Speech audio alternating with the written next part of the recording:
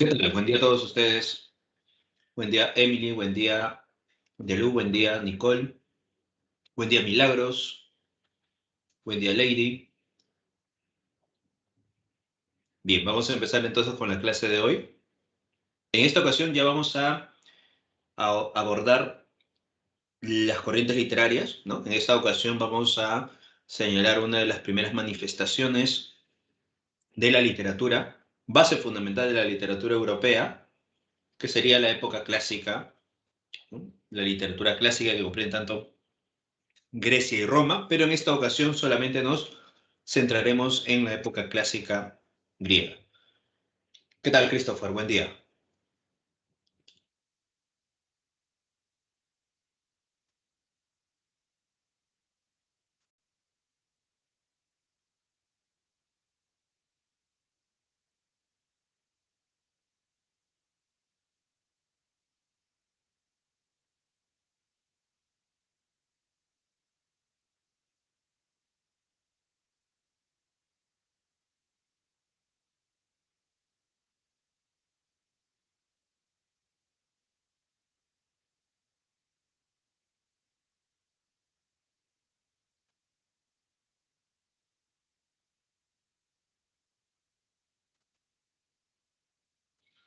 Bien, vamos a empezar entonces a mencionar algunas características importantes sobre la época clásica.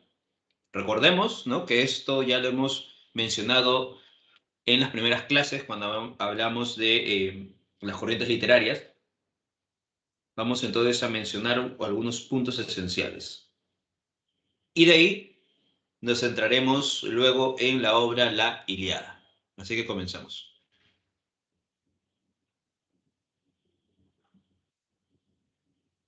Sí, Danifer, vamos a hablar sobre la Ilíada. Pero antes de llegar a la Ilíada, vamos primero a mencionar algunas características de la época clásica, algunos representantes, y luego nos centramos en la Ilíada. Hoy vamos a hacer un pequeño resumen de la Ilíada.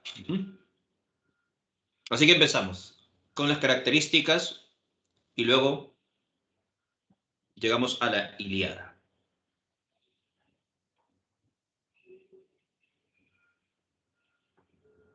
A ver, la producción literaria griega tiene una base mitológica.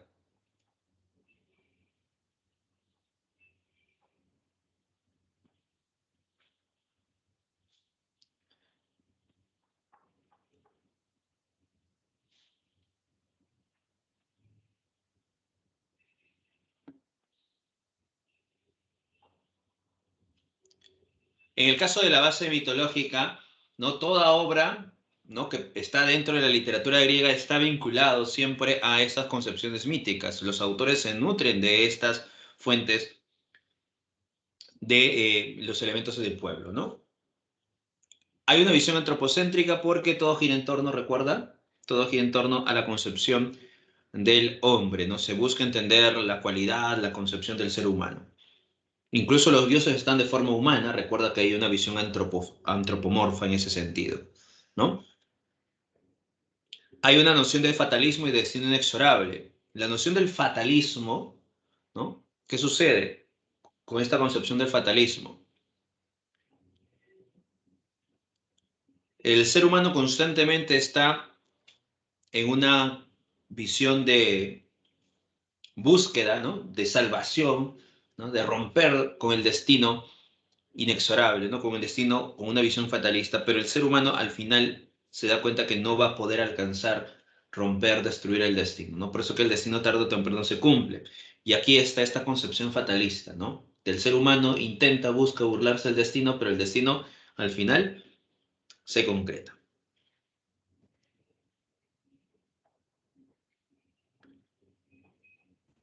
Lo podemos ver en la obra La Ilíada, ¿no? En diferentes pasajes en la obra La Ilíada se puede observar esta concepción del destino o del fatalismo. Tenemos también la visión didáctica, ¿no? De alguna manera las obras van a buscar enseñar, educar, ¿ya? Recordemos que estas obras van a tener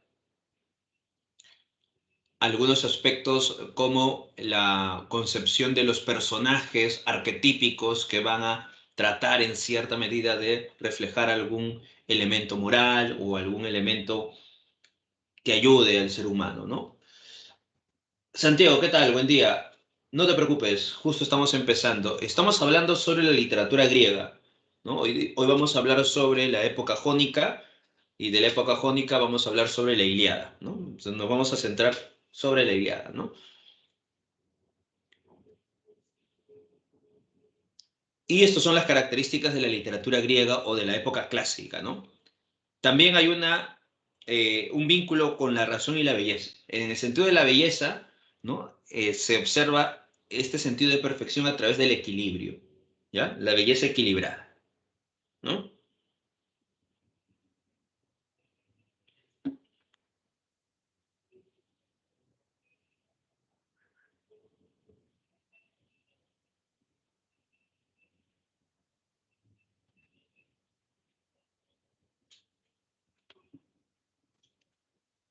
Muy bien. Esas son entonces algunas características dentro de esta visión de la concepción clásica.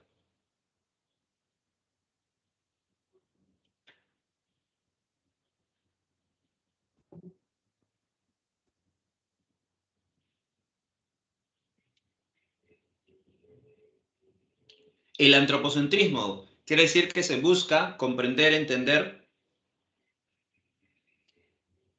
la concepción humana, ¿no? O sea que el centro es el ser humano. Así que las obras buscan comprender, entender, analizar, reflexionar sobre lo humano.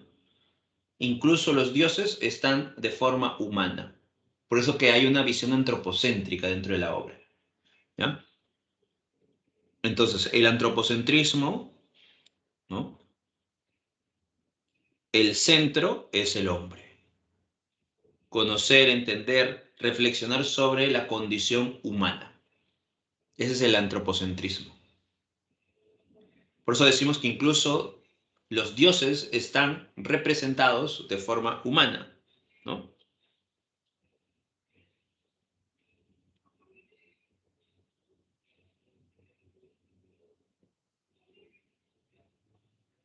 Sí, el hombre como el centro del universo. Ajá.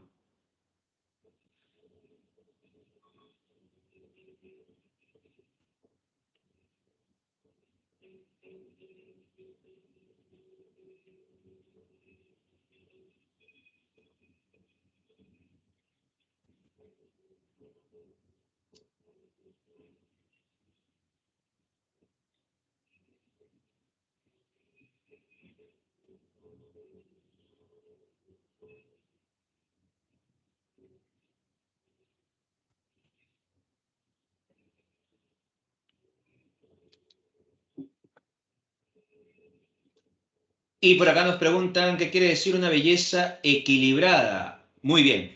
Cuando hablamos de la concepción de la belleza dentro de la visión clásica, los griegos no necesariamente se centran en la concepción física, ¿no? Estamos dentro de la literatura, así que la concepción física no es un elemento que se muestra, ¿no? Sino más bien la belleza equilibrada está vinculado más bien a la producción literaria, que tiene que ser un equilibrio entre la forma y el fondo, ¿ya? Entonces, la belleza equilibrada dentro de los clásicos, ¿no?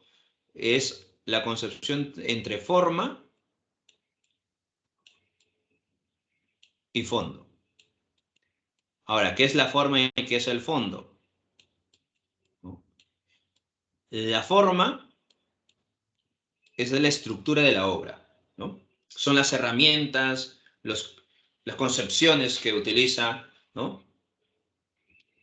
El autor para desarrollar o para crear una obra, ¿no? Y el fondo es el mensaje, es el tema que se quiere transmitir. Por tanto, para los clásicos, la belleza, ¿no? Para los clásicos es tener un equilibrio entre forma y fondo para que su producción literaria no pueda de pronto darle mayor importancia a la forma o no puede darle mayor importancia al fondo, sino buscar un punto medio, el equilibrio, ¿no?, logrado para los clásicos. A través de esta concepción formal, ¿no?, tenemos personajes, ¿no? ¿Ya? A través de esta concepción formal tenemos personajes que son arquetípicos, ¿no? Y de ahí viene ya el didactismo, ¿no? ¿Qué son los personajes arquetípicos? Son personajes que son modelos a seguir, ¿no? Por ello, para los clásicos siempre va a exaltarse mucho la belleza dentro de la obra, ¿no? Dentro de estos personajes arquetípicos, ahí vamos a encontrar personajes que muestren, ¿no?, su lado físico, pero también su intelecto.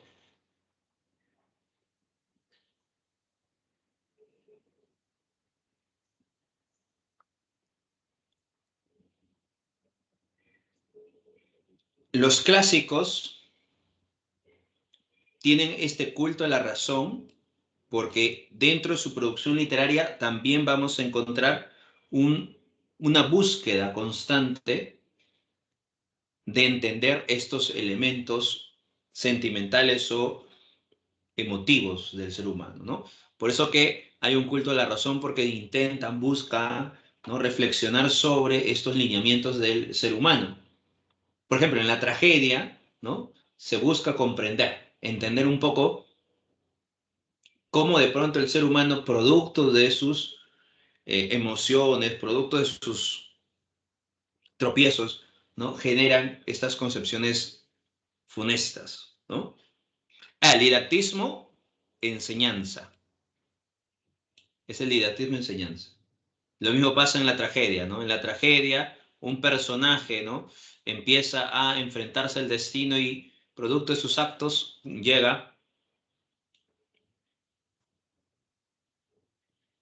a generar, ¿no?, un acto funesto. Entonces, ¿qué está sucediendo? Sucediendo que de pronto genera una concepción de qué?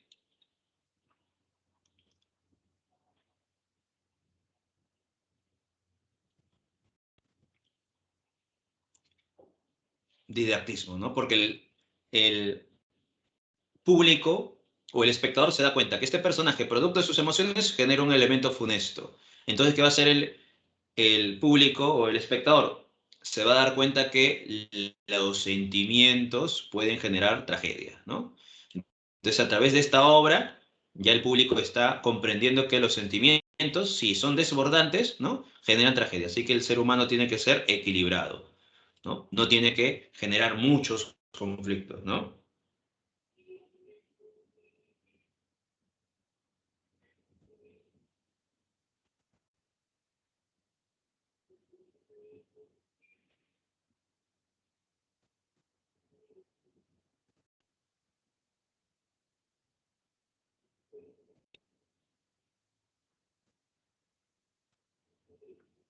Eso serían entonces esos elementos representativos.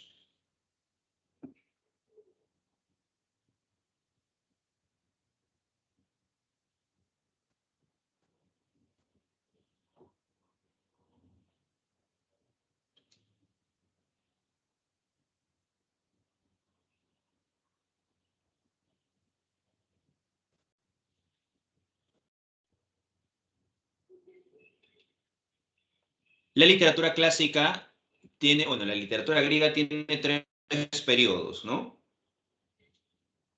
Jónico, ático y también el periodo helénico, o algunos lo llaman el periodo alejandrino, ¿no? De esos tres periodos, dos son fundamentales. El periodo jónico, donde vamos a encontrar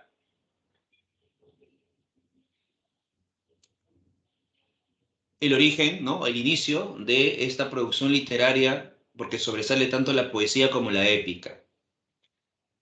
El periodo jónico está entre el siglo IX a.C. al siglo VI a.C. Aquí sobresalen la poesía, la épica. En la poesía está Safo de Lesbos, Píndaro, y en la épica tenemos a Homero y Hesiodo. van a destacar en este periodo jónico los poemas homéricos.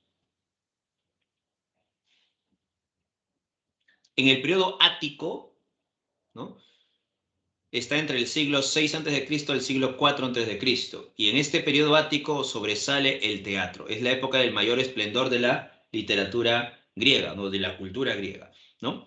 Y en el periodo ático, como sobresale el teatro, en la tragedia tenemos a Esquilo, Sófocles, Eurípides, y en la comedia a Aristófanes.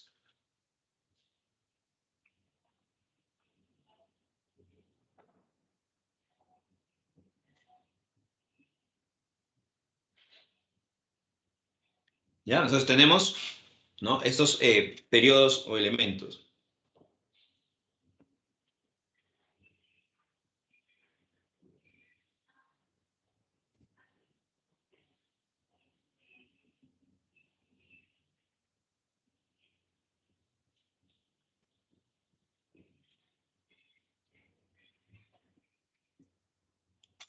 Nosotros nos vamos a centrar entonces en este periodo jónico, ¿no?, en los llamados poemas homéricos, ¿no? De ahí vamos a hablar sobre el periodo, bueno, la obra muy importante de Homero, que es la Ilíada, ¿ya?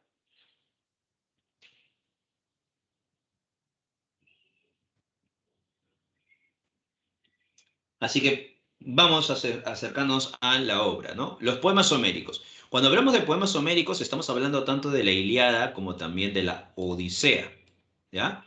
Dos obras que se le atribuyen a Homero. Recordemos también que en este periodo aparecen los aedos y los rapsodas, ¿ya? El aedo es un poeta que compone estas obras, ¿no?, estas epopeyas, y lo divulga en los grandes festines de la aristocracia.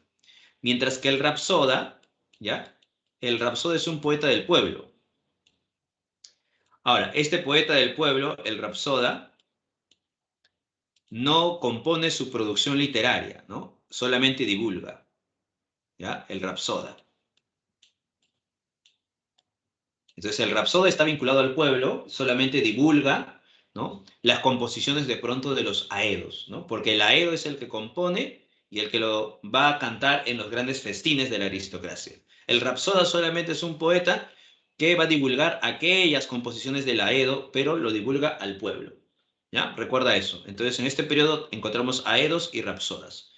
A Homero se le atribuye como un aedo. ¿Por qué? Porque compone la Ilíada y la Odisea, ¿no? Por eso se le menciona como un aedo, ¿ya?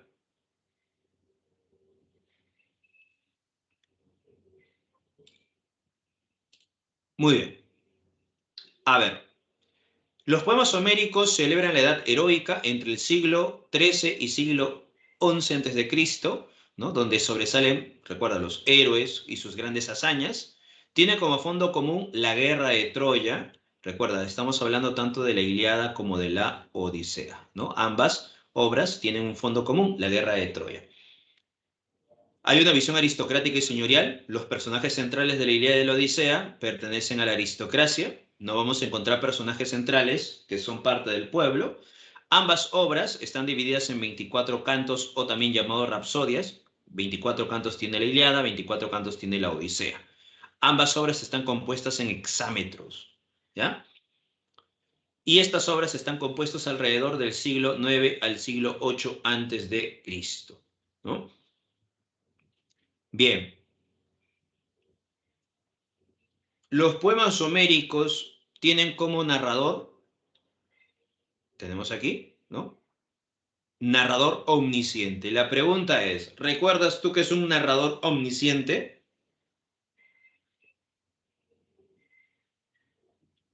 A ver, ¿recuerda por ahí?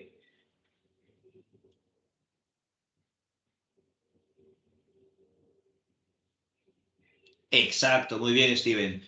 Es el narrador que lo sabe todo. Entonces, este tipo de narrador lo vamos a encontrar en la Ilíada como también en la Odisea. Aunque en la Odisea, aparte del omnisciente, está el narrador personaje, ¿ya? El narrador personaje que es el propio Odiseo el que va a contar su historia en un momento determinado, ¿no? Claro, el narrador omnisciente es aquel que lo sabe todo, pasado, presente y futuro, ¿no? Hay una narración lineal, que quiere decir que la obra empieza en un punto determinado y sigue la frecuencia del tiempo hasta culminar, ¿no? Esa es la narración lineal, ¿no? Lineal y cronológica, ¿ya? No hay ruptura del tiempo, ¿no? En el caso de la Odisea hay narración cíclica. Aparte de la linealidad, hay un punto en donde la narración empieza a retornar, ¿no? Y vuelve al punto inicial y sigue avanzando, ¿no? Esta es la narración cíclica, ¿ya? ¿Dónde se ve eso? En la Odisea. En cambio, en la Ilíada es lineal. Hay descripciones de hechos sangrientos. Ahora, estas descripciones de hechos sangrientos se puede desarrollar en el caso de la narrativa, ¿no? Porque en el caso de la producción teatral no se produce, no se representa hechos sangrientos, ¿ya? Hechos violentos en el teatro no se puede, por cuestiones de decoro. Pero en el caso de la epopeya sí se puede describir, ¿ya? Estos hechos sangrientos. Y se va a utilizar con mayor frecuencia el epíteto y el símil. El epíteto, a ver, recordemos, ¿qué es el epíteto? Por ahí, ¿recuerdan?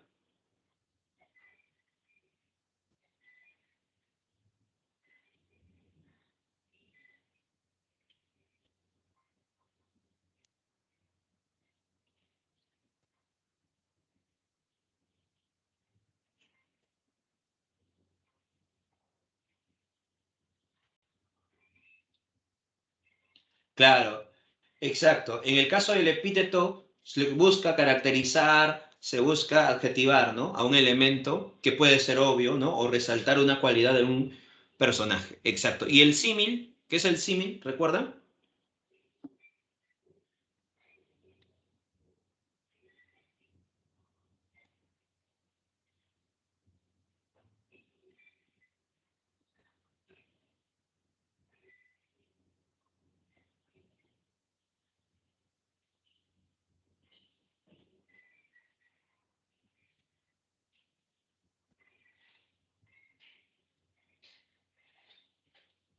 Exacto, una comparación. Ujú.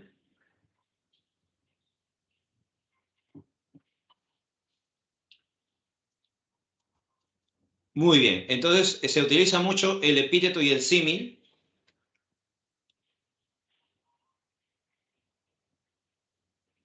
dentro de la obra. Ejemplos.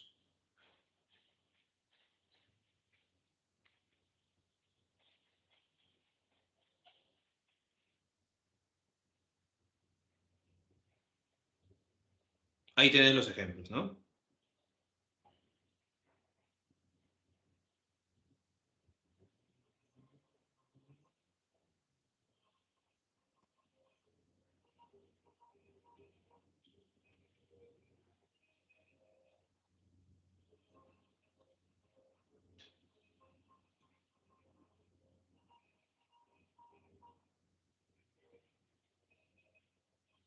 El divino Aquiles, Aquiles el de los pies ligeros, Odiseo el desolador de ciudades, el astuto, el fecundo en ardides, Héctor el de tremolante casco, ¿no? Ahí tenemos los ejemplos del epíteto, ¿no? Que se presenta dentro de la obra, la Ilíada como también en la Odisea, ¿ya?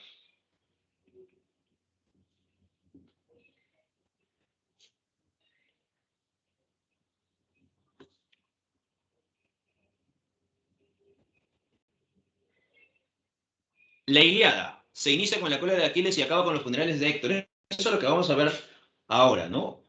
Vamos a hablar un poco de este periodo. ¿Cómo se representa la Ilíada, ¿no? La vida, ¿cómo se ve representada en la Ilíada? La vida es presentada como una lucha constante. Ahora, ¿por qué de pronto en la Ilíada la vida es presentada como una lucha constante? Porque recuerda que estamos en medio de una guerra. Así que el ser humano se enfrenta constantemente a la muerte. Por eso, en la Ilíada, la vida es presentada como una lucha constante. Nosotros estamos en una guerra, ¿no? Nuestra existencia es una guerra, ¿no? El día a día que nosotros estamos pasando es una guerra. Entonces nosotros estamos enfrentándonos constantemente a las adversidades, ¿no? Más o menos así se ve planteado la Ilíada, ¿no? En el caso de la Odisea, en cambio, La vida es presentada como un viaje difícil, cuyos obstáculos se tiene que superar para alcanzar el destino personal. Entonces nosotros no tenemos un proyecto, no tenemos de pronto una meta, pero para llegar a esa meta tenemos que recorrer, tenemos que hacer un viaje, tenemos que, ¿no?, recorrer un camino tormentoso cuyos obstáculos van a querer impedirnos lograr alcanzar esa meta. ¿Qué tenemos que hacer? Superar esos obstáculos para alcanzar ese destino personal. Eso es lo que nos muestra en la Odisea. Ahí te das cuenta cómo la vida está presente, pero de diferentes perspectivas, tanto en la Ilíada como en la Odisea, ¿no? En la Ilíada, producto de el contexto que se da en la guerra de Troya, la vida es presentada como una lucha constante. Tú vas a enfrentar constantemente, ¿no?, las adversidades, ¿no? En el caso de la Odisea, si tienes un proyecto, ¿no?, vas a ir a cumplir ese proyecto, pero en el camino habrá obstáculos y tú tendrás que superarlos para que puedas al fin alcanzar ese destino personal, como hizo Odiseo, ¿no? Odiseo quiso llegar a su patria Ítaca, pero para llegar a ese lugar, a retornar a su patria, va a tener que superar muchos obstáculos, ¿ya?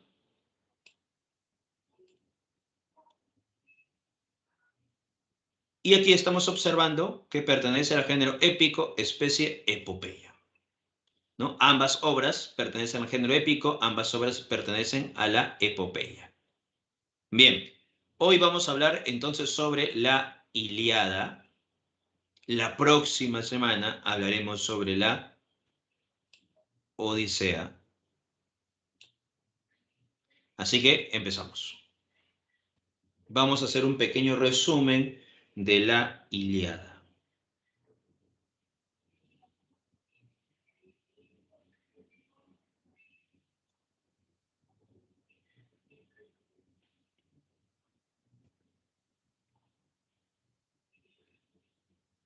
Bien, la obra empieza así, ¿no? Vamos con el canto número 1. Dice: canta, oh diosa, la cólera del Peli de Aquiles, cólera funesta que causó infinitos males a los aqueos y precipitó al Hades muchas almas valerosas de héroes, a quienes hizo presa de perros y pasto de aves. Cumplíase la voluntad de Zeus, desde que se separaron, disputando el Átrida, rey de hombres, y el divino Aquiles. ¿Cuál de los dioses promovió entre ellos la contienda para que pelearan? El hijo de Leto y de Zeus, airado con el rey, suscitó en el ejército maligna peste, y los hombres perecían por el ultraje que el Átrida infiriera al sacerdote Crises. Así empieza entonces la Ilíada, el canto número 1. Aquí estamos observando la invocación que hace el narrador a la diosa de la épica. Canta, oh diosa, la cólera del Peli de Aquiles. La cólera del Peli de Aquiles.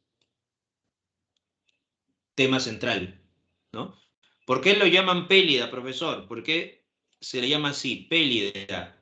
Pélida es hijo de Peleo, porque aquí les recuerda que su padre es Peleo, por eso que le llaman Pélida. Pélida significa hijo de Peleo, ¿ya? Cólera funesta que causó infinitos males a los aqueos, o sea, los griegos, ¿no?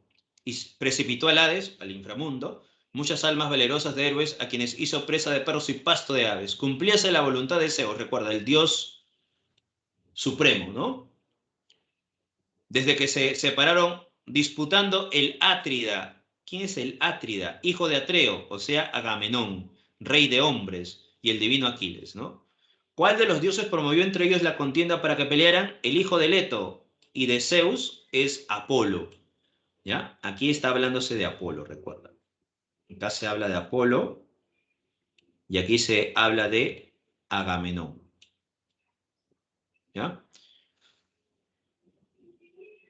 Y los hombres perecían por el ultraje que el Átrida, o sea, Agamenón, infiriera al sacerdote Crises. El sacerdote Crises es el sacerdote de Apolo, ¿ya? Bien, a ver, antes de pasar a la Ilíada, recordemos algo. La Ilíada nos habla del 10º año de la guerra de Troya. Según la mitología, la guerra de Troya, ¿ya?, la guerra de Troya dura 10 años, ¿no? es un enfrentamiento entre griegos y troyanos, ¿no? ¿Ya? También llamado la guerra de Ilión, porque Troya se le llama así, Ilión, ¿ya? Esta guerra de Troya, que va a durar 10 años, tiene un origen, ¿no? Que no se ve en la Ilíada, sino a través del mito. Y el origen, ¿ya?, de esta guerra, según el mito, es por el rapto ¿de quién? El rapto de Helena, ¿ya? Ese es el origen, ¿ah? Según el mito, el rapto de Helena. ¿Quién roba a Helena? Ese es el origen de la guerra de Troya. ¿Quién roba a Helena? Paris, exacto, Paris. El troyano Paris va a Esparta, ¿no? Y en Esparta va a encontrar a Helena y se va a ir, ¿no? Ahora, el rapto de Helena tiene su origen todavía en un mito, ¿no? El mito de la manzana de la discordia, ¿ya? Porque para que se dé este rapto de Helena ha sucedido algo antes, ¿no? Entonces, vamos a mencionar un poco ese mito, ¿no? En el caso del mito de la manzana de la discordia, ¿ya? Había una reunión, se estaba celebrando un gran banquete, ¿no? Y en ese gran banquete sucedía algo. Sucedía que de pronto, ¿ya?, se estaba generando el matrimonio, ¿no?, entre la ninfa Tetis, ¿ya? ¿Con quién? La ninfa Tetis con el personaje Peleo, que es el padre de Aquiles, ¿no? Así que recuerda, boda de Tetis con Peleo, ¿no? Ambos son padres de Aquiles, ¿ya? Tetis y Peleo, ¿no? Se da la boda. Todos los dioses son invitados excepto la diosa Eris. La diosa Eris es la diosa de la discordia. Así que Eris, molesta, furiosa porque no ha sido invitada, lanza una manzana. Una manzana dorada y en esta manzana dorada dice para la diosa más hermosa. Entonces, tres diosas se disputan esta manzana dorada, ¿no? Esas diosas son la diosa Hera, la diosa Atenea y la diosa Afrodita, ¿ya? Estas tres diosas van donde Zeus y le dicen: Zeus, tú que eres el dios supremo, dime, dinos, ¿quién de estas tres es la más hermosa? Zeus no podía indicar porque ahí está su esposa, está su hija predilecta y bueno, Afrodita, recuerda que Zeus quería también estar con Afrodita y en algunas versiones Afrodita también es su hija, ¿no? Por tanto, ¿qué hace Zeus? Zeus le dice: vayan a la tierra y busquen al hombre más apuesto. Él va a indicar quién de ustedes es la mujer más hermosa. Así que van a la tierra y encuentran a Paris, que en ese momento era un pastor, ¿no? Así que Hera baja y le dice a Paris: si tú me das, ¿no?, la manzana, si tú me dices que es la más hermosa, yo te daré poder. Vas a ser muy poderoso, tan poderoso como los dioses, ¿no? Y vas a poder obtener varios reinos. Así que cuando vengan las demás diosas y te dicen quién de estas es más hermosa, tú dirás: la diosa Hera. Paris le dice: está bien, pero primero tengo que escuchar también de las otras diosas porque puede ser que de pronto me lancen una maldición.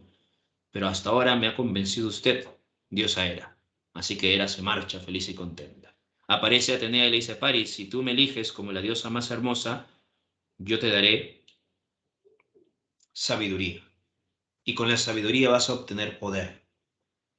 Así que Atenea es astuta porque sabe que Hera le ha ofrecido poder a Paris, así que Atenea le ofrece sabiduría y encima de sabiduría va a obtener poder, así que puede obtener dos en uno. Paris dice: hasta ahora usted me convence, ¿no? Y Atenea le dice: pues bien, cuando vengan las demás diosas, tú dirás que la diosa más hermosa es Atenea. Paris le dice: está bien, pero tengo que escuchar a la otra diosa si no me puede lanzar una maldición. Así que se marcha y viene Afrodita, ¿no? Afrodita se pone un traje, ¿no?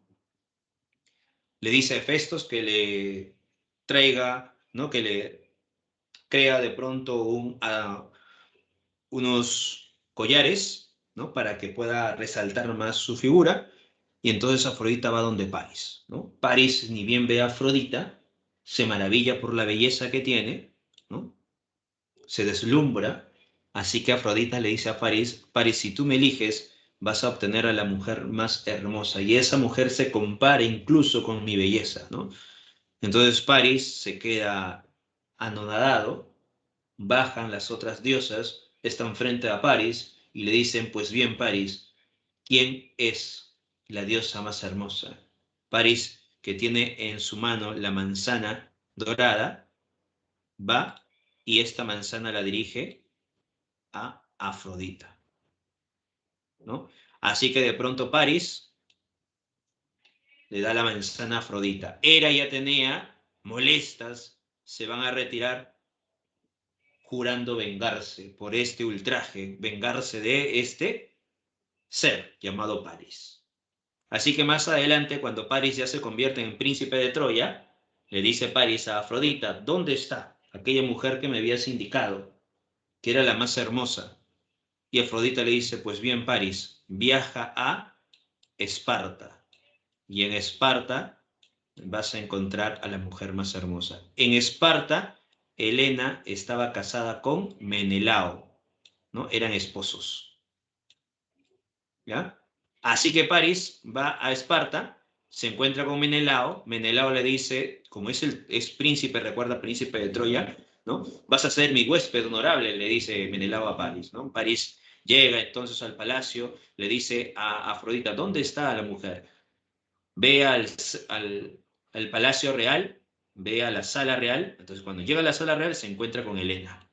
Paris y Helena se observan, se miran, ¿no? Se enamoran porque Afrodita lanza un hechizo y ambos huyen. ¿Y van dónde? A Troya.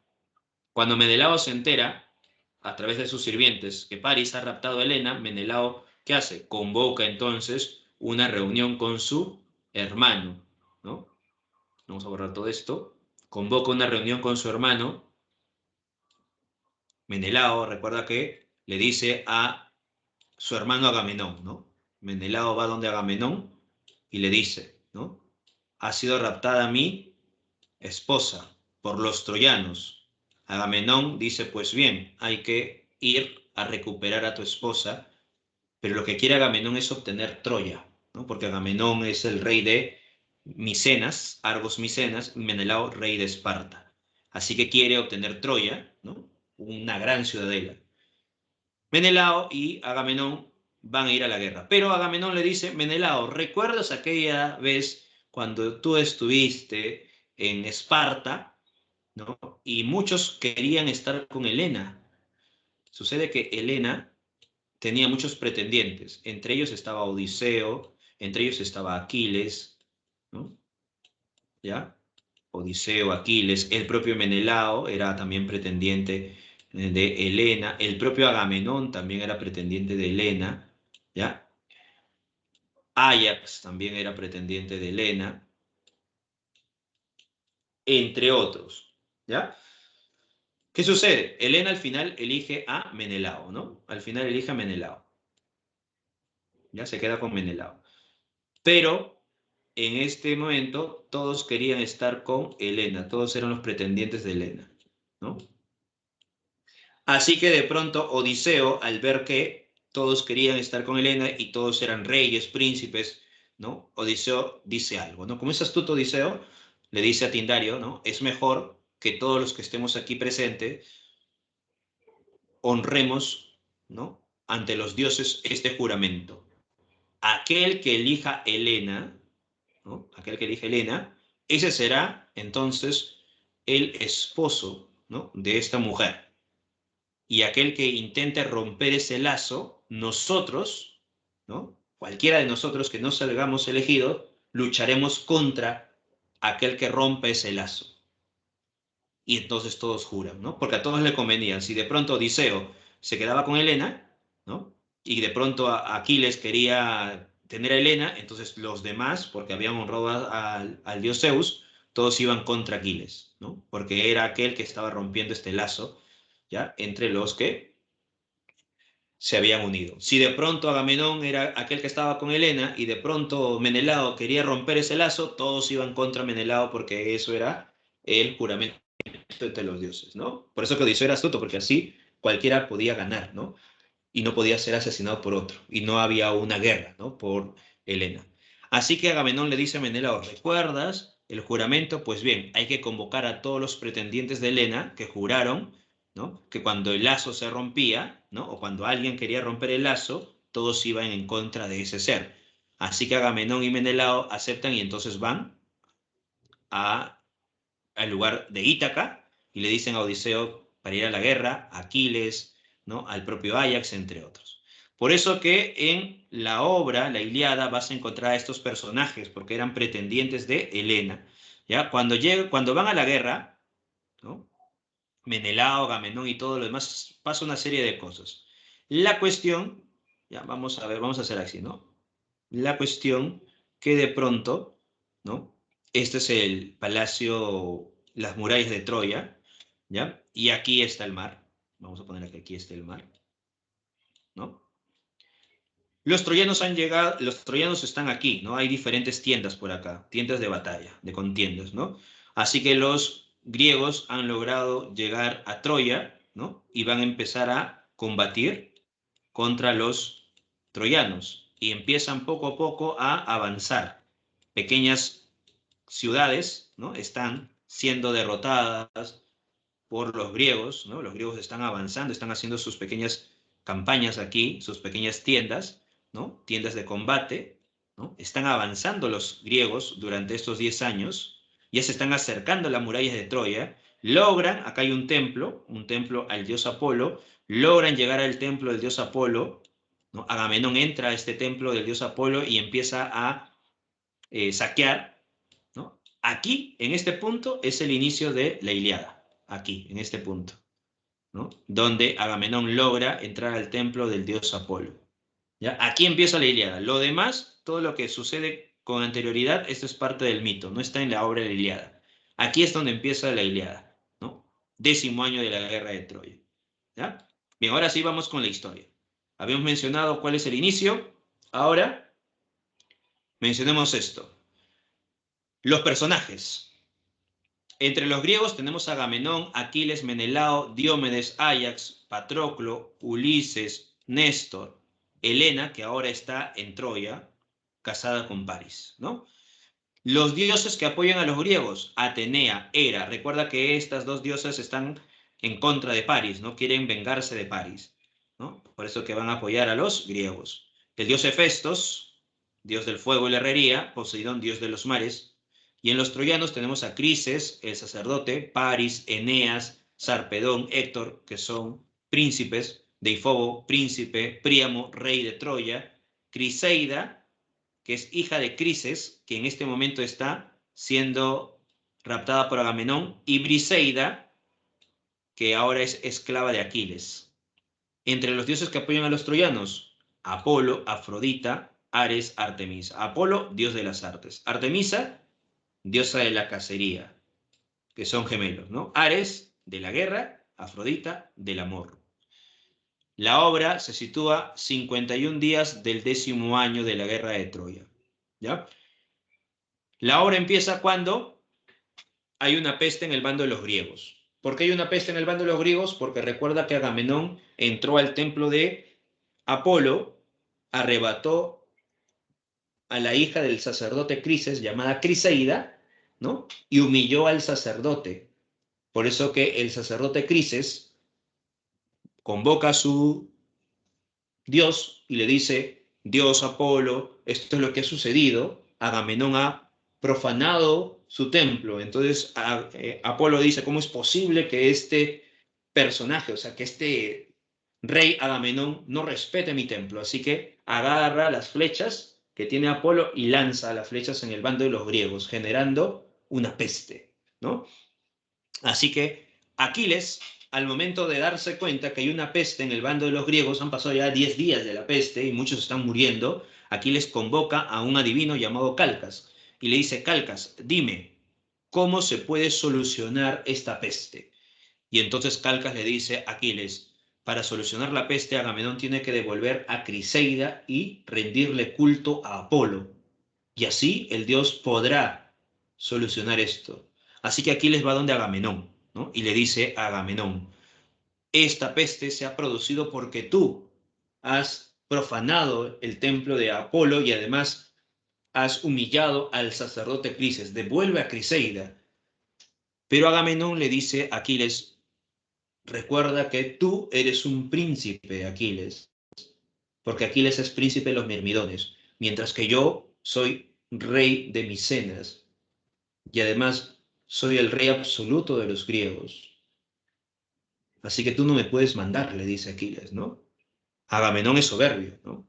Pero Aquiles le insiste, ¿no te das cuenta, Agamenón, que si es que no devuelves a Criseida, van a morir más personas? Esta guerra es un absurdo, ¿no? Y empiezan a enfrentarse verbalmente, Aquiles y Agamenón, ¿no? Discuten, ¿no? En un momento determinado, Aquiles le insulta a Agamenón, Agamenón le insulta a Aquiles, Aquiles está furioso porque ve a Agamenón su arrogancia, así que Aquiles saca su espada para querer atacar, aparece Atenea y le dice a Aquiles, cálmate, recuerda que tu misión aquí es gloria, porque Aquiles va a la guerra por gloria. Sabe Aquiles que va a morir en la guerra de Troya, porque su madre Tetis le ha dicho, Aquiles, no vayas, porque si vas a la guerra de Troya morirás. Pero Aquiles le dice, no, voy a ir, porque quiere ir a hacer gloria, para que muchos canten sus grandes hazañas. Así que Atenea le dice a Aquiles, recuerda, tú has venido aquí para hacer gloria. Si matas a Agamenón, todos te van a aborrecer. Así que Aquiles se calma y le dice, está bien, ¿no? Agamenón, al darse cuenta que Aquiles quería no enfrentarlo, y sabe Agamenón que Aquiles es muy poderoso, decide por tanto Agamenón liberar a Criseida, pero le dice a Aquiles, para que todos sepan quién manda aquí, quién es el rey, liberaré a Criseida, porque así lograremos liberarnos de la peste, pero a cambio de esto, Aquiles, tú me entregarás a Briseida. Por eso que Agamenón libera a Criseida, pero le quita la esclava de Aquiles, llamada Briseida. Y eso para Aquiles es una humillación ante todos. Y Aquiles dice, pues bien, llévate a Briseida, pero a partir de este momento yo me retiraré de la guerra. No solamente yo, mi ejército de los Mirmidones ya no participará en esta guerra absurda. Y se marcha Aquiles con los Mirmidones. Ahí también estaba Patroclo, ¿no? Agamenón no le hace caso porque cree que sin Aquiles y sin los Mirmidones ganará la guerra. Pero Tetis, al darse cuenta que Aquiles había sido humillado, que su hijo había sido humillado por un mortal, así que Tetis va donde Zeus y le dice, Zeus, ¿cómo es posible? ¿Cómo es posible que mi hijo sea humillado por ese mortal? Haz algo. Zeus no podía hacer nada porque era neutral, recuerda, ¿no? No estaba ni a favor ni en contra de los griegos o troyanos. Pero, como le debía un favor a Tetis, Zeus le dice, está bien, voy a ayudarte, le dice, ¿no? Voy a hacer que los griegos pierden diferentes batallas a tal punto que tengan que llamar a Aquiles. Aquiles retornará victorioso. Eso es lo que podría hacer. Así que Zeus hace un plan para engañar a Agamenón, ¿no? Zeus manda llamar al dios sueño y le dice qué es lo que tiene que indicar, ¿no? El dios sueño baja, Agamenón está dormido y en medio del sueño empieza Agamenón a escuchar las palabras de los dioses, ¿no? Ve, ataca a los troyanos porque vas a ganar. Así que Agamenón despierta y le dice a todos los griegos, ¿no? Es tiempo de luchar contra los troyanos, los dioses han hablado, ¿no? Así que de pronto los griegos avanzan, están a punto de enfrentar a los troyanos cuando de pronto se percata Agamenón en ese momento que todo había sido una trampa. ¿Por qué? Porque los troyanos ya sabían, ¿no? Estaban al tanto y era una emboscada. Todo había sido planeado por Zeus, ¿no? Así que de pronto el narrador en este momento describe al ejército de ambos bandos, ¿no? Luego de ello, los griegos van perdiendo, van siendo asesinados por los troyanos. Retroceden los griegos, ¿no? Así que en ese instante cuando Agamenón se da cuenta que ha sido engañado, incluso por los dioses, ya no quiere, ¿no? Seguir porque cree que los dioses le han dado la espalda. Y si es así, lo único que espera es la muerte, ¿no? Pero en ese momento Odiseo y los demás le dicen a Agamenón, hay que buscar otra manera, otra forma. Así que de pronto deciden que Menelao decide, esta guerra tiene que culminar ya. Esta guerra se ha desarrollado porque París ha raptado a mi esposa. Por tanto, que esta guerra culmine de esta forma. Yo me enfrentaré a París. Así que Agamenón va donde Héctor, ¿no? Y le dice a Héctor, hay que hacer esto, que la guerra culmine en un enfrentamiento entre Menelao y París cuerpo a cuerpo. Nadie tiene que meterse. Entonces, Héctor acepta, ¿no? Y para eso manda llamar a su padre, Príamo. Así que Príamo, Agamenón, Menelao y los demás hacen un juramento ante los dioses. Nadie va a intervenir en este enfrentamiento, ¿no? Los dioses están observando, ¿no? Este enfrentamiento también, ya no están participando en la guerra. Héctor llama a París, ¿no? Para que pueda enfrentar a Menelao, pero París no quiere, ¿no? Tiene miedo. Así que de pronto Héctor le dice, ¿cómo es posible, París? Tú que estás dentro de las murallas, sano y salvo, mientras el ejército está enfrentando por lo que tú has realizado, porque si no hubieses raptado a Helena, esta guerra no hubiese dado. Mientras muchos mueren, tú, feliz y contento, estás dentro, en las murallas, sentado, mientras muchos mueren por tu causa, le dice, ¿no? Claro, París no sabía pelear mucho, ¿no? Él sí podía, él sabía utilizar el arco, ¿no? El arco y la flecha, ¿ya? Pero no sabía estar en combate. Ujú. Sí, París es un cobarde. Ujú. Y entonces París le dice, no, no voy a enfrentarme con Menelao, ¿no? Héctor le sigue insistiendo, ¿cómo es posible, París, tan cobarde eres? Hasta que Helena escucha y Helena le dice a París, ¿cómo es posible, París, que no vayas a enfrentarte a mi esposo Menelao? Entonces, ¿para qué me has raptado de este lugar? ¿Para humillarme aún estando en Troya? Mi esposo Menelao es más hombre que tú, le dice, ¿no? No debía alejarme de él y estar con un cobarde como tú, le dice, ¿no? ¿Acaso no vas a luchar por mí? Y más cosas le dice Helena, ¿no? París al final con esas palabras acepta entonces enfrentar a Menelao porque aquel que lograba la victoria ganaba la guerra y Helena se quedaba por tanto en ese lugar, ¿no? Si París ganaba, ¿no? Helena se quedaba en Troya, los griegos se retiraban y de pronto realizaban algunas ofrendas a los troyanos y viceversa, ¿no? Si de pronto Menelao gana, París, ¿no? Ha muerto y por tanto Helena retorna a su tierra. Bien, entonces se da este enfrentamiento, ¿no? París, Menelao van a enfrentarse cuerpo a cuerpo, ninguno tiene que intervenir, así que Menelao está feliz y contento porque sabe que lo va a matar, pero primero, ¿qué hace Menelao? Quiere humillarlo, así que va, ataca a París, ¿no?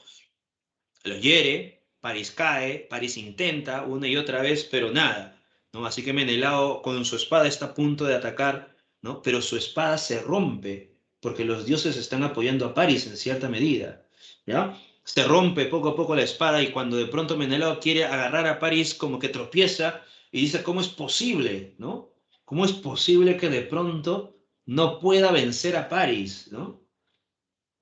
Y en ese instante logra herir a París. París está prácticamente derrotado, ya no puede levantarse, ya no tiene espadas, no tiene escudo con qué protegerse. Así que Menelao en ese instante, cuando ve a París ya indefenso, agarra, ¿no? La espada que ha obtenido, va directamente a donde París para matarlo.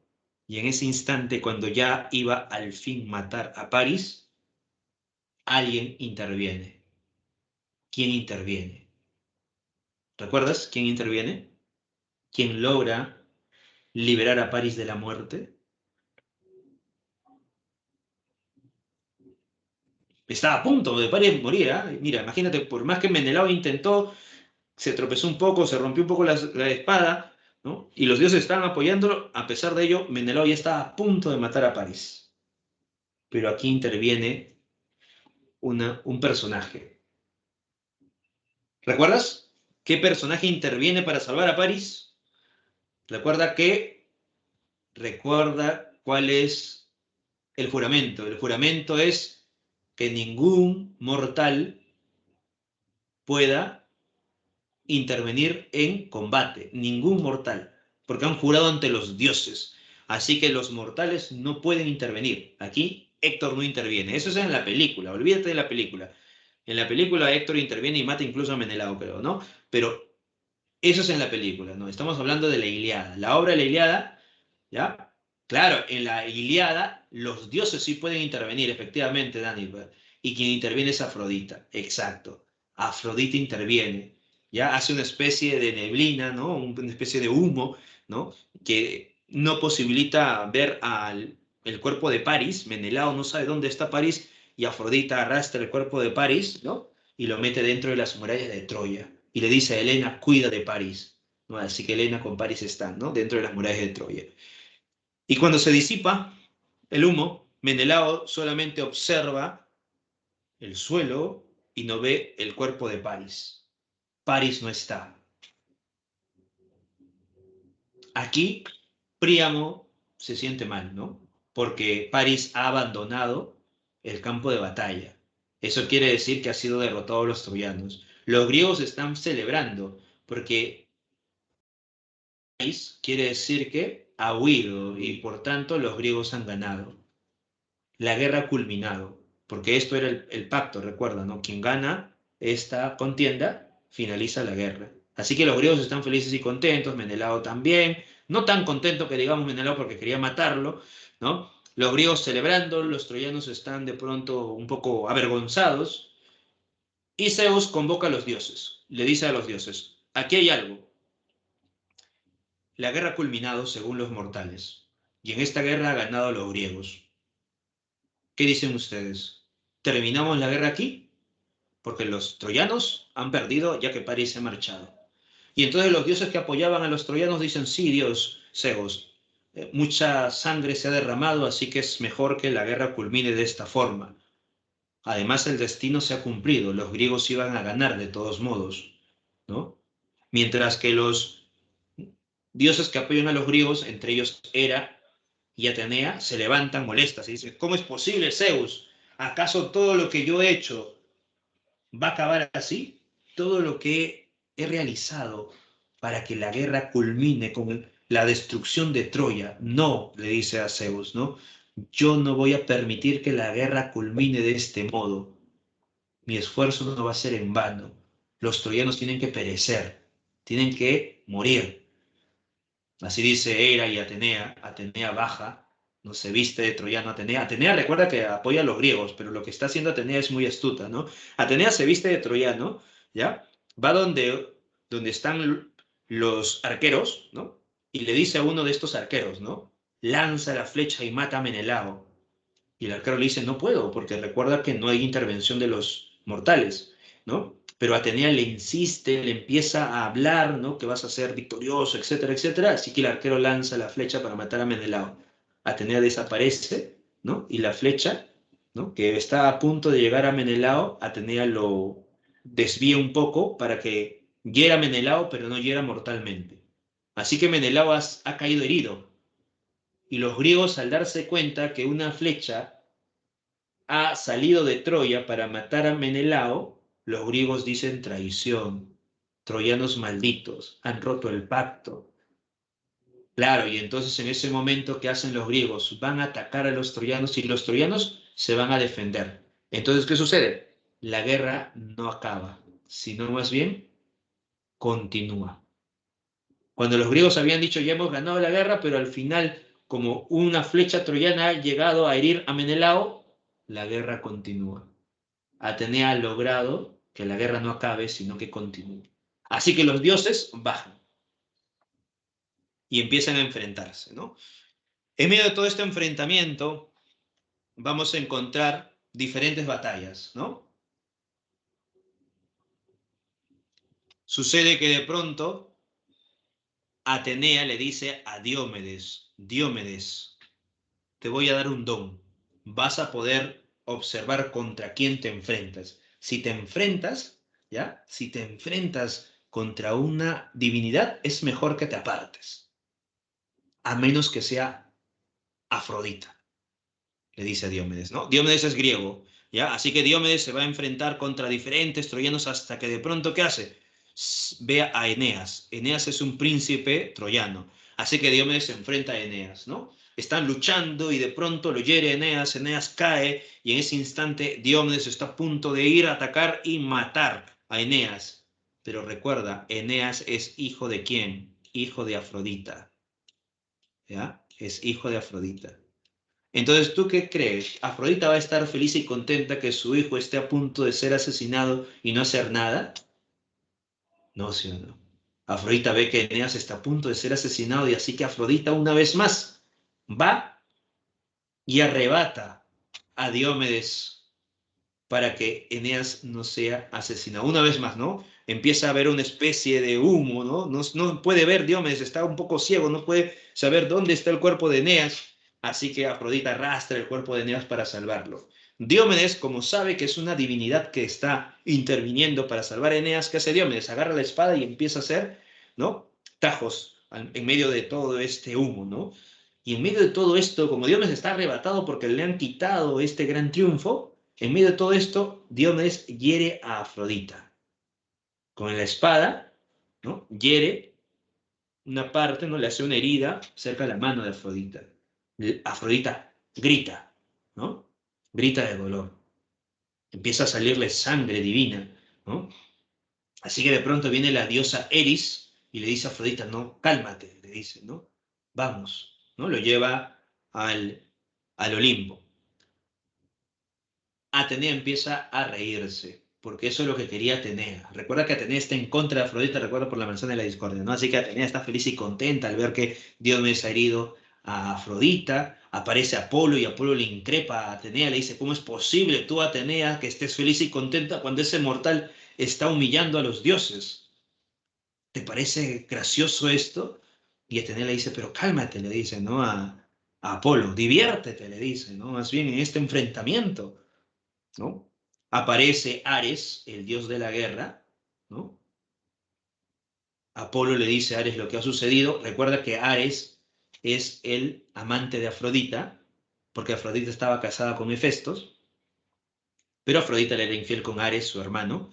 Así que Ares se viste de troyano y va a enfrentarse con Diomedes. En ese momento, cuando Diomedes está enfrentándose con otros troyanos y matándolo, observa que hay un dios que está a punto de acercarse a él. Lo esquiva. Atenea va y le dice, Diomedes, ¿qué pasa? ¿Por qué estás esquivando a mi hermano Ares? Y entonces Diomedes le dice, Atenea, usted me dijo que no luche contra los dioses. Atenea le dice, cálmate, Diomedes, estás conmigo, así que enfréntate a mi hermano. Y le infunde valor a Diomedes. Así que Diomedes ahora se va a enfrentar ¿contra quién? Contra Ares. Así que en lucha, ¿no? Diomedes contra Ares, y Ares se sorprende que Diomedes, un mortal, logre realizar todos estos actos, ¿no? Ares no puede herir a Diomedes, no puede golpear a Diomedes, mientras que Diomedes está enfrentando, buscando herir.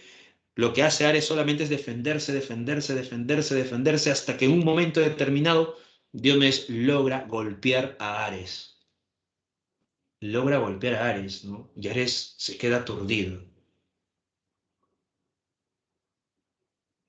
No puede creerlo, Ares, que un mortal le haya golpeado. Le haya golpeado de tal forma como Diomedes. Así que Ares ve a Diomedes, ve los ojos de Diomedes, y Diomedes que está bien arrebatado, bien, que quiere matar a todos, ¿no? Así que Diomedes, ni bien ve Ares a Diomedes, se da media vuelta y desaparece. Huye Ares, ¿no? Así que Diomedes ha logrado herir a Afrodita y ha vencido incluso a Ares. Ares se va donde Zeus le dice, Zeus, padre Zeus, ¿cómo es posible que usted permita que los mortales humillen a los dioses? Zeus le dice, ¿pero por qué? ¿por qué vienes aquí, Ares? ¿Cómo es posible que tú, siendo el dios de la guerra, vengas hacia mí? ¿No? Le dice, ¿no? Lárgate, le dice, ¿no? Claro, como de pronto Ares va quejándose con su padre, ¿no? Pero Zeus ahí se molesta, ¿no? Se molesta ¿por qué? Porque los dioses están interviniendo de tal manera, ¿no? Que están generando una disputa entre los propios dioses, ¿no? Y puede haber una guerra cósmica. Así que Diomedes está feliz y contento porque ha herido a dos dioses, está matando a los troyanos y se está acercando a Héctor. Así que Zeus se da cuenta que si Diomedes llega donde Héctor, lo puede matar. Y no le conviene eso, ¿no? Porque recuerda que su idea era que los griegos pierdan para que Aquiles retorne victorioso. Entonces, en medio de todo esto, Zeus lanza rayos, Diomedes retrocede, ¿no? Néstor le dice a Diomedes, ya no te enfrentes contra los dioses, porque ahora quien va a ser tu enemigo va a ser Zeus. Así que cálmate, le dice Diomedes, ¿no? Ya no puedes enfrentarte contra Zeus. Así que Diomedes entiende eso, se da media vuelta y se enfrenta a otros, ¿no? Mortales. Esa es la gran hazaña de Diomedes, ¿no? Luego vamos a encontrar el otro enfrentamiento, ¿no? El enfrentamiento entre Ajax y Héctor. Al final, entre Ajax y Héctor no va a haber una victoria entre ambos. Ambos más bien están luchando, luchando, luchando y se dan cuenta que ninguno de los dos se hieren. Así que deciden honrar este enfrentamiento. Héctor le entrega su espada y Ajax le entrega su cinturón, ¿no? Hacen un intercambio de regalos, ¿ya? Y hacen un pacto, ¿no? ¿Cuál es el pacto? Una tregua de algunos días para que ambos puedan enterrar a sus muertos, ¿no? Los griegos enterrar a los muertos que están en el campo de los troyanos y los troyanos enterrar a los muertos que estaban en el campo de los griegos. Hacen un pacto, ¿no? Una tregua para enterrar a sus muertos, ¿ya? Pero esta tregua luego se rompe más adelante, ¿no? Cuando Odiseo junto con Diomedes van a buscar, ¿no? ¿Qué están haciendo los troyanos y matan de pronto a sus aliados, ¿no? Así que la tregua también se acaba en unos días, ¿no? Zeus, molesto, ¿no? Ha mandado a llamar a los dioses y le dicen, a partir de este momento, nadie va a intervenir en la guerra de Troya. Nadie, absolutamente nadie. Por eso que los dioses están prohibidos ya de intervención, ¿no? ¿Qué sucede? Sucede que de pronto los griegos que están perdiendo, ¿ya? Los griegos que están perdiendo, recuerda que buscan a Aquiles, ¿no? Porque ya los griegos están perdiendo poco a poco las batallas porque ya no hay intervención de los dioses, ¿no? Así que de pronto Agamenón y los demás piden a Aquiles, ¿no? Mandan a una embajada, ¿no? En esta embajada está Néstor, el hijo de Néstor, entre otros, Odiseo, entre otros, y van donde Aquiles y le suplican, Aquiles vuelve a la guerra, ¿no? Aquiles dice que no. Agamenón te va a dar tierras, Agamenón te va a dar caballos, te va a dar grandes territorios, incluso quiere que se case con su hija, le dice, ¿no? Y Aquiles le dice, no, todo lo que me entrega Agamenón, dile que no, yo no voy a participar en esa guerra tan absurda. Así que la embajada y súplicas a Aquiles fracasa, ¿no? Los aqueos retroceden, los griegos están perdiendo, retrocediendo, ¿no? Así que de pronto, ¿qué sucede? Sucede que en ese instante Aquiles le dice a los griegos, ¿no? A los mirmidones, ustedes no pueden intervenir. Patroclo va y le dice a Aquiles, por favor, están muriendo nuestros hermanos. Le suplica a Patroclo, ¿no? Aquiles se compadece y dice, está bien, Patroclo, si quieres enfrentarte, luchar por tus hermanos, ve. Pero eso sí, yo no voy a participar. Patroclo, tú serás el jefe de los mirmidones. Ellos te van a respetar, ¿no? Lo que tú indiques, ellos van a poder hacer. Recuerda, Patroclo, tú solamente dirige, no luches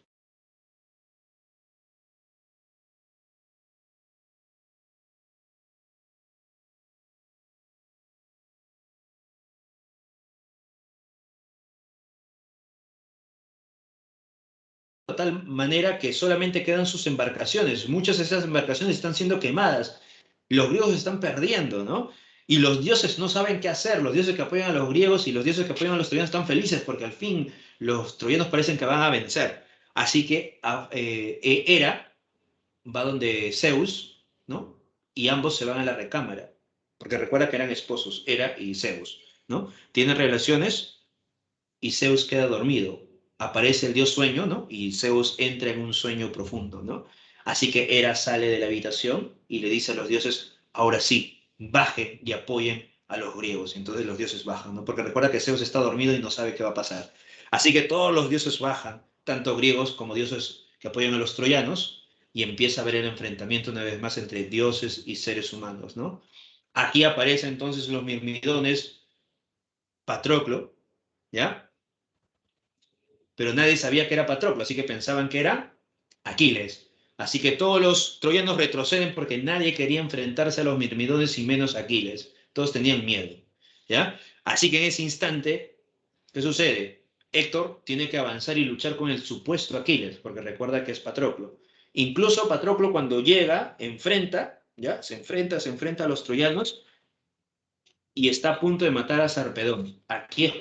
Cuando Zeus despierta, ¿no? De su sueño y ve que Sarpedón está a punto de ser asesinado. ¿Quién es Sarpedón? Hijo de Zeus, ¿ya? Así que de pronto Zeus, al ver que su hijo iba a ser asesinado por Patroclo, lo salva, ¿no? Una vez más se encuentra Patroclo a enfrentarse con Sarpedón, ¿no? Así que Hera le dice a Zeus, Zeus, cálmate, recuerda, ¿cuál es el destino de tu hijo? Morir en la guerra de Troya. Tú no puedes cambiar el destino, le dice a Zeus. Tu hijo va a morir en la guerra de Troya. Lo que estás haciendo es alargar su tragedia. Así que Zeus entiende y se da cuenta, por más que sea el Dios supremo, no puede cambiar el destino y solamente tiene que observar cómo Patroclo mata a Sarpedón. Ujú. Así que, muerto Sarpedón, Patroclo sigue avanzando, enfrentándose a los troyanos y Apolo aparece y le dice, ¿qué pretendes, Patroclo? ¿Acaso tú crees que vas a poder entrar a las murallas de Troya? ¿Acaso crees que tú vas a poder derrotar a los troyanos, destruir esta gran ciudadela? Te digo, Patroclo, que ni tú, ni siquiera Aquiles, que te supera en fuerza, logrará eso. Así que lárgate, ¿no? A Apolo le quiere bajar los humos al pobre Patroclo, ¿no? Que ha logrado matar y matar y matar incluso al hijo de Zeus. Viene Apolo y quiere bajarlo, ¿no? Humillarlo a Patroclo. Pero Patroclo le dice, no me importa, le dice, ¿no? Igual voy a enfrentarlo. Así que Patroclo avanza. Apolo está molesto, ¿no? Y en ese instante viene Héctor. Héctor se enfrenta con Patroclo, pero Héctor piensa que es Aquiles, y en ese enfrentamiento, Héctor cuando tira una lanza, Apolo agarra esa lanza y lo lleva al casquete, que sale volando el casquete y todos se dan cuenta que es Patroclo. Y es ahí cuando el casquete está suelto, viene Héctor y lo mata. Mata a Patroclo. Muerto Patroclo, Aquiles, al enterarse, va a retornar al campo de batalla, ¿no? Pero antes de retornar al campo de batalla, Tetis va donde Hefestos y le dice, Hefestos, construye una armadura para mi hijo. Hefestos construye la armadura. Aquiles, después de llorar la muerte de Patroclo, se viste con la armadura que el dios Hefestos ha construido y retorna al campo de batalla, todo molesto, ¿no? Lo único que quiere Aquiles es venganza, matar a Héctor. Así que ni bien aparece Aquiles, todos los troyanos huyen, despavoridos, y los que solamente han quedado cerca de Aquiles van a ser asesinados cruelmente. Aquiles sigue matando y matando, buscando a Héctor, llamando a Héctor. Héctor está en las murallas, dentro de las murallas, así que Héctor sabe que tiene que enfrentar a Aquiles. Se encuentra con su esposa y su hijo. Su hijo está, ¿no? Es muy pequeño. Le dice a su esposa Andrómaca, cuida de este pequeño, tengo que ir a luchar, no por mí, no por mi padre, sino por mi pueblo. Este es mi deber. Mi hijo sabrá entonces en su momento lo que ha hecho su padre, ¿no? Andrómaca le dice, ¿pero qué hablas? ¿No? Le dice a Héctor. Y Héctor le dice, ya sabes, si es que algo pasa mal, ya sabes qué tienes que hacer, ¿no? Sigue avanzando, Cassandra llora, ¿no? Cassandra es la hermana de Héctor, ¿no? Le abraza, se encuentra con su padre Príamo, Príamo le besa, lo abraza, ¿no? Héctor está despidiéndose y en ese momento Atenea está molesta porque Héctor está hablando con uno, con otro y de pronto ya se está demorando mucho, ¿no? Así que Atenea se viste de Deifobo, hermano de Héctor, va donde Héctor le dice, Héctor, ¿qué haces? ¿Por qué todavía estás aquí? Ve y lucha contra Aquiles. ¿No te das cuenta que Aquiles está cegado por la ira? No piensa mucho en la batalla y tú vas a obtener la victoria porque aquella persona que está cegado es torpe al momento de enfrentarse. Así que no pierdas el tiempo. Ve y ataca a Aquiles en este instante. No le da valor, ¿no? Pero en realidad es Atenea, pues, ¿no? Así que Héctor dice, tienes razón, hermano, ¿no? Y entonces sale, ¿no? A enfrentarse contra Aquiles. Así que Aquiles se enfrenta contra Héctor, pero en este momento los dioses saben que es imposible la victoria de Héctor, así que le dan la espalda al pobre Héctor. Aquiles, ¿qué hace? Por tanto, en este enfrentamiento, lo mata, ¿no?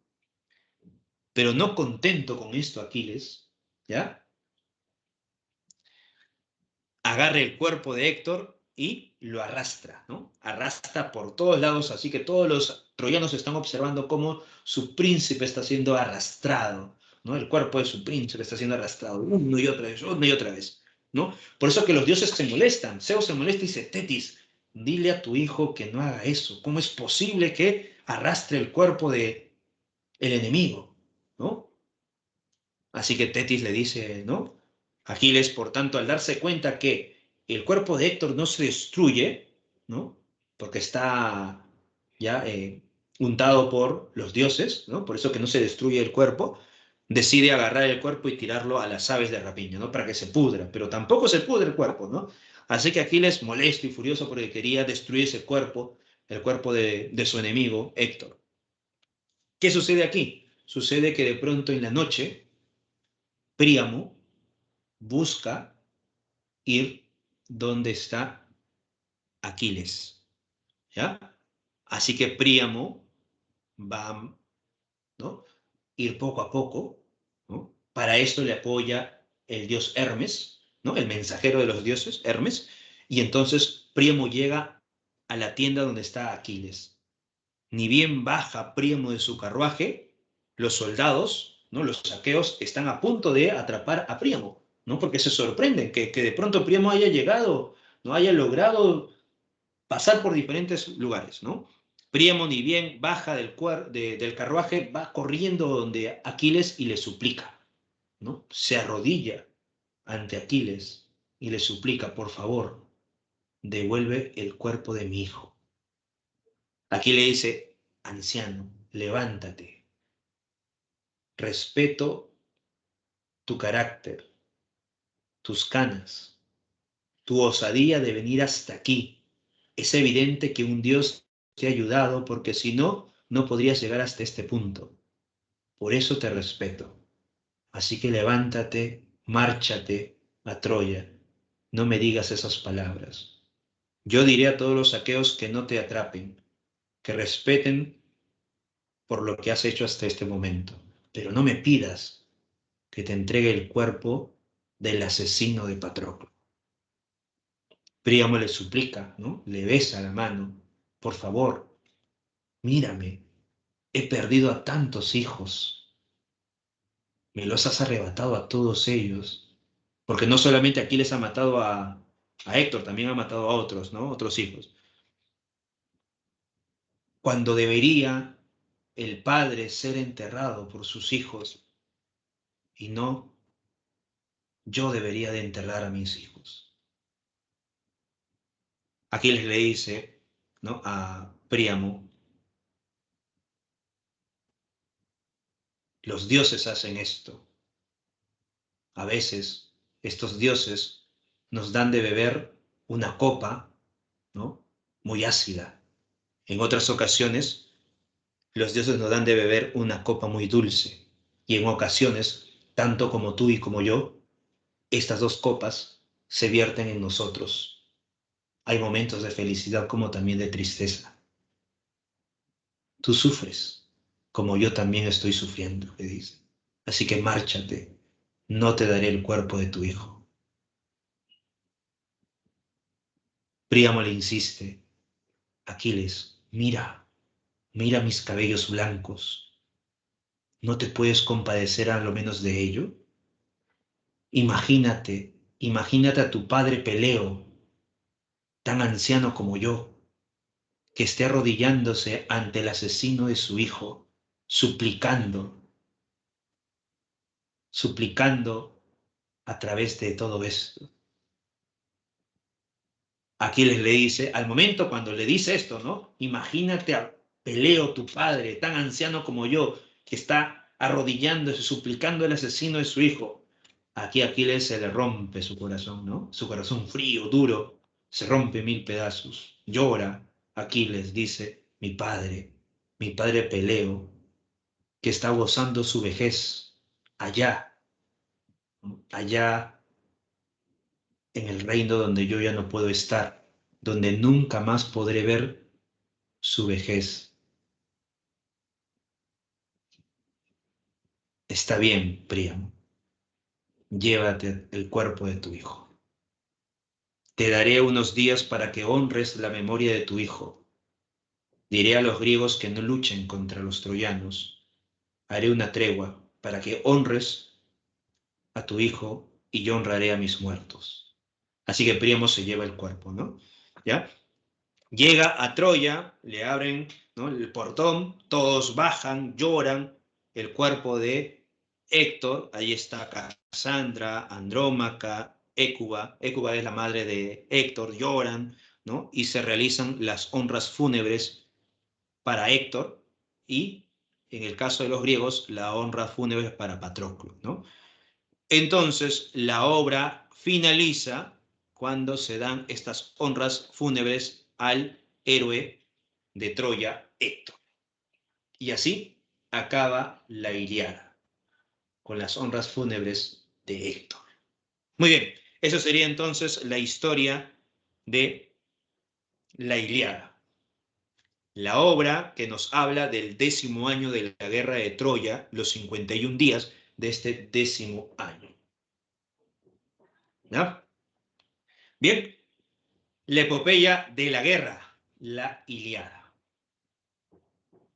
Muy bien, chicos, eso sería entonces lo que se presenta en la Iliada. Ahí está un cuadro comparativo entre la Iliada y la Odisea. La siguiente semana recuerda que vamos a hablar sobre esta gran epopeya homérica, la Odisea. Así que la siguiente semana vamos a también a relatar un poco, ¿no?, de esta gran epopeya de Homero, o que se le atribuye a Homero. ¿Ya? Muy bien. Ahí tienes el enlace en los comentarios para que puedas dar tu examen. Por ahí dice, Eneas era el hijo de Afrodita, ¿verdad? Sí, era el hijo de Afrodita con un mortal, Anquises. El hijo de Zeus, ¿quién era? Sarpedón. Bueno, Zeus tiene varios hijos, tanto griegos y troyanos, ¿no? Llega un momento en la Ilíada, hay un momento curioso en la Ilíada, donde un troyano se va a enfrentar contra un griego, ¿no? Y cada vez que se enfrentan los personajes en la Ilíada, siempre dicen, ¿no? ¿Ya? Siempre dicen de dónde provienen, ¿no? Yo soy el hijo de tal, ¿no? Mi padre fue aquel que luchó en la batalla de tal, y empieza a decir todo eso, ¿no? Un momento determinado, un personaje dice, yo soy el hijo de Zeus, ¿no? Yo soy el hijo de Zeus, aquel que luchó, todo, ¿no? Mi padre fue tal, dice, ¿no? Mi madre fue tal, mi pariente fue tal, así, ¿no? Y entonces el otro, su enemigo, le dice, yo soy el nieto de Zeus, ¿no? Así que se va a enfrentar el nieto con el hijo de Zeus.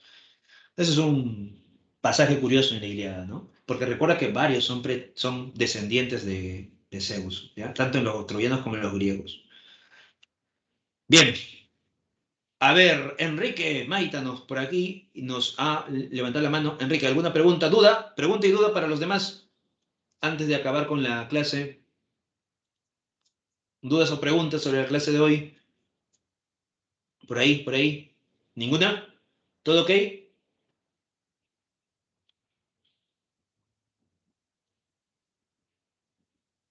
A ver, vamos con algunas preguntas de la clase de hoy, ¿ya? Antes de irnos. A ver. No, no, no. Antes de la manzana de la discordia, no. Recuerda, la Ilíada se desarrolla cuando, recuerda cuando que se está desarrollando la Ilíada inicia cuando hay una peste en el bando de los griegos y Aquiles se enfrenta con Agamenón, ¿no? Y Aquiles se retira de la guerra, ¿ya? Ahí empieza la Ilíada.